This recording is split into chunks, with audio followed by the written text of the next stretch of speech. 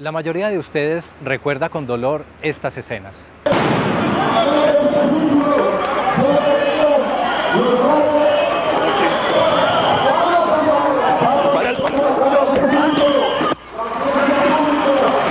Terminó en un enfrentamiento con la policía de Bogotá. Los funcionarios fueron retirados violentamente de la calle por la policía antimotines con gases lacrimógenos. Un empleado salió herido y otro más está detenido en este momento. Los equipos de grabación resultaron averiados.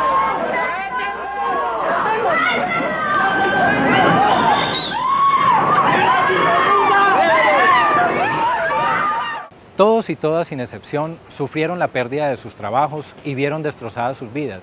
Y con toda seguridad, la mayoría de ustedes vive aún sufriendo las consecuencias. Pero más allá del cierre de la empresa estatal y del despido de sus trabajadores y trabajadoras, ¿se consideran ustedes víctimas del conflicto armado en Colombia? Un grupo de líderes que muchos de ustedes conocen, de distintas agrupaciones y de varios sitios del país, se han unido. Y hoy traen un mensaje unificado para ustedes. La Ley 1448 de 2011, o Ley de Víctimas y Restitución de Tierras, abre una luz de esperanza para que ustedes sean reparados por el Estado colombiano por lo sucedido en Telecom.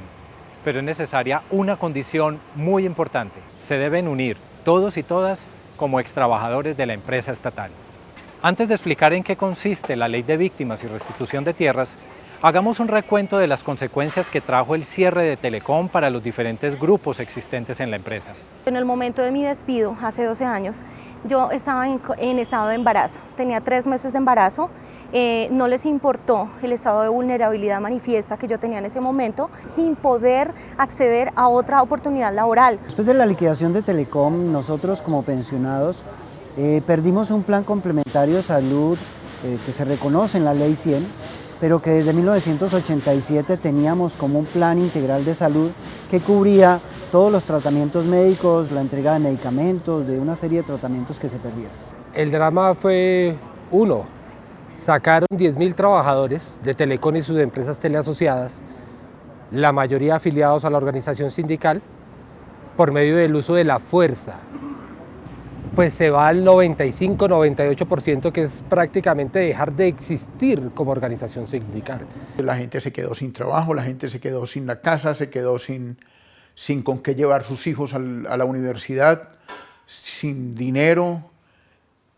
Y empezó pues una etapa extremadamente cruel que todavía la estamos viviendo, o sea, la estamos viviendo en carne propia.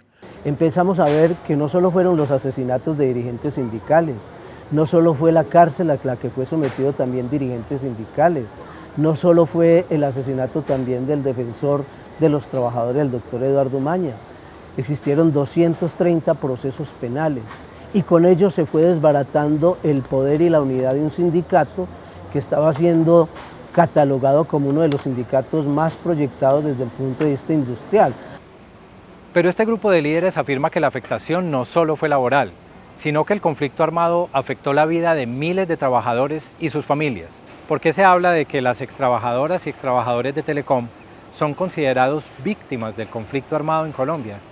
A nosotros nos asesinaron trabajadores, a nosotros nos encarcelaron trabajadores, acusándolos de delitos como el terrorismo.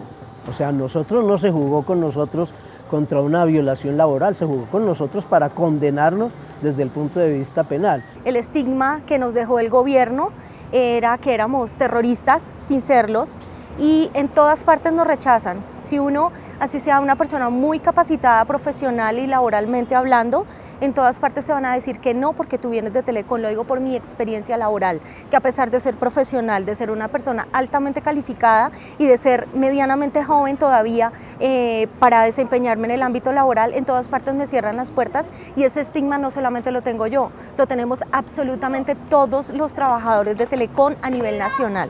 Nosotros consideramos que si fue el Estado el que de alguna manera tomó la determinación de liquidar una entidad del Estado como era Telecom, de alguna manera el Estado debería de responder como tal frente a las obligaciones de esa toma de una decisión de haber liquidado una entidad del Estado. Que nos parece que nosotros como pensionados también hemos sido víctimas de una aplicación de un modelo económico en el país que se ha llamado privatización.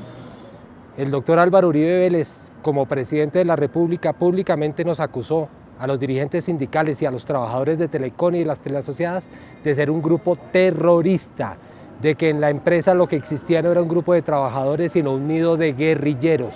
Eso le correspondió a Uribe. Uribe es el que cierra la empresa definitivamente. Que Telecom era un nido de terroristas. Eso lo estamos sufriendo hoy todavía. O sea, eso le quedó en la mente a los empresarios y a la gente, porque la gente cree que Telecom es, o sea, el haber trabajado en Telecom es como un estigma que llevamos encima. Una vez ustedes se reconozcan como víctimas del conflicto armado en Colombia, ¿cuál es la opción que tienen como extrabajadores y extrabajadoras de Telecom para ser oídos por el Estado colombiano? Afortunadamente en el país existe la ley de víctimas, la cual nos favorece a nosotros como colectivo, que nos acoge en este clamor que tenemos todos como despedidos de Telecom y víctimas de la violencia, para que nos unamos para hacer la petición formal, para ser incluidos dentro de la reparación colectiva de las víctimas. Definitivamente estamos convencidos de que nosotros fuimos víctimas del conflicto armado. Entonces nosotros nos pegamos de eso y en ese sentido es que estamos haciendo la solicitud de reparación colectiva, que ojalá lleguemos a buen puerto con eso. Pero en lo que no nos podemos equivocar es en no reclamar, en no unir nuestro esfuerzo y en llegar a consensos para poder llegar a una reparación colectiva, que es lo que se busca en uno de los escenarios de reclamación en los que estamos trabajando y construyendo. Nosotros seguimos insistiendo en que los derechos que se tenían hay que pelear para recuperarlos. Tenemos que seguir insistiendo en que hay otra autoridad por encima, llámese Comisión de Reparación de Víctimas. Son puertas que se nos están abriendo y que definitivamente deberíamos seguir tocando, así hayamos hecho 10, 20 o 15 reclamaciones. Creemos que a la luz de la ley de víctimas puede haber una ventana importante, y es restablecer derechos colectivos que fueron conculcados fundamentalmente hacia la organización sindical, y por qué no derechos que le fueron conculcados colectivamente también a los trabajadores. La reparación colectiva se establece en la ley de víctimas como la posibilidad que tienen las comunidades y los grupos de reclamar el restablecimiento de sus derechos como grupo con ocasión de los daños que haya causado hechos de violencia en el contexto del conflicto armado. En el caso del sindicalismo, lo que hemos estado estudiando y analizando es que el sindicalismo deberá probar los daños colectivos que sufrió con ocasión del conflicto armado y a partir de probar esos daños, proponer y negociar unas medidas de reparación. De manera general, el sindicalismo está planteando que la reparación debe consistir en restablecer las condiciones de libertad sindical y de derechos laborales que habían antes de los fenómenos de violencia que lo afectaron. En el caso de la reparación colectiva es cómo se afectó el colectivo, la existencia y la dinámica del colectivo.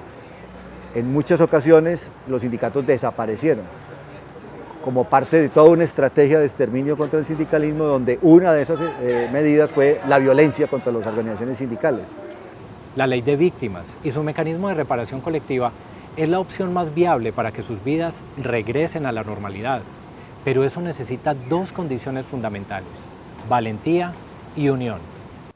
No es fácil autorreconocerse como víctima, porque la gente lo asocia, creo que equivocadamente, con víctimas de las masacres que se presentan o se han presentado en el país, etcétera, etcétera. Pero es indispensable. O sea, aquí las víctimas que reparan son las víctimas del conflicto armado.